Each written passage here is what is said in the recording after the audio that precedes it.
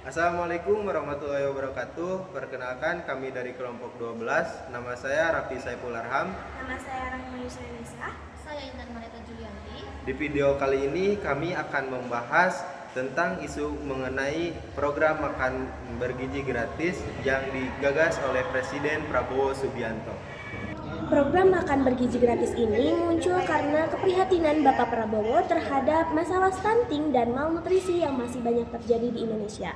Nah, dari situlah muncul ide program MBG supaya anak-anak di Indonesia bisa mendapatkan makanan bergizi secara gratis, terutama di sekolah.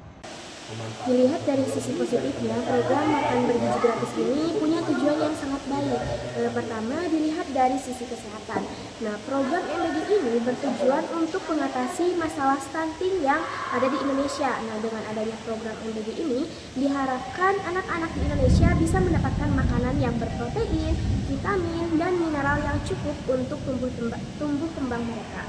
Dari sisi pendidikan, banyak anak di Indonesia yang datang ke sekolah dengan kondisi lapar, dan itu pasti mempengaruhi konsentrasi belajar.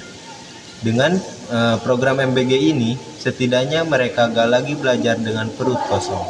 Bayangkan, kalau semua anak bisa belajar dengan kondisi sehat dan bertenaga, pasti kualitas pendidikan juga akan semakin meningkat.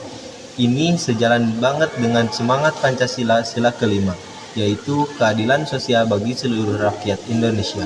Karena semua anak tanpa melihat latar belakang ekonominya punya kesempatan yang sama untuk tumbuh dan belajar. Dari sisi sosial dan ekonomi, program ini bukan cuma membantu anak-anak, tapi juga bisa menggerakkan ekonomi lokal.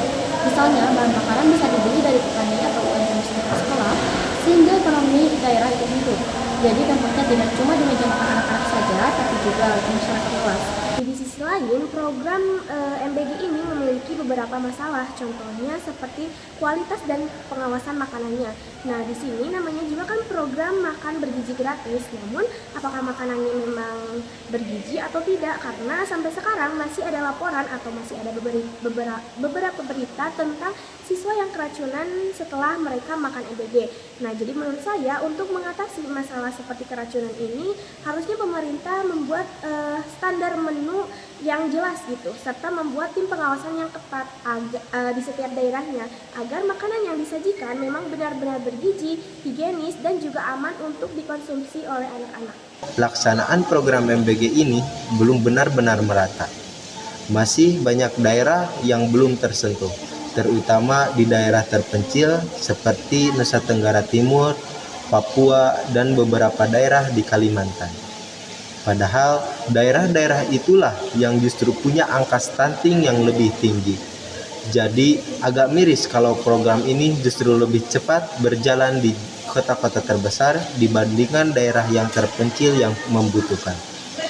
Untuk mengatasi ketimpangan pelaksanaan, pemerintah bisa bekerja sama dengan erat dengan pemerintah dan lembaga pendidikan di wilayah terpencil agar distribusi program lebih merata.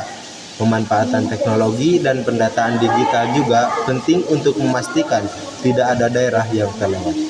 Dari sisi anggaran dan pengelolaan juga, program ini butuh dana yang besar. Artinya, harus ada sistem pengawasan yang transparan supaya tidak ada penyalahgunaan. Kalau pengelolaannya tidak rapi, bisa beresiko menimbulkan masalah baru seperti korupsi atau pemerasan dana. Dan juga perlu diingat, program ini harus berkelanjutan. Jangan sampai hanya berjalan di awal pemerintahan saja, lalu hilang di tengah jalan. Sedangkan di sisi anggaran dan pengelolaan, dibutuhkan transparansi dengan sistem audit berkala dan pelibatan masyarakat dalam pengawasan. Penggunaan dana bisa lebih efisien jika melibatkan UMKM lokal dan bahan pangan dari petani sekitar, sehingga sekaligus membantu ekonomi daerah.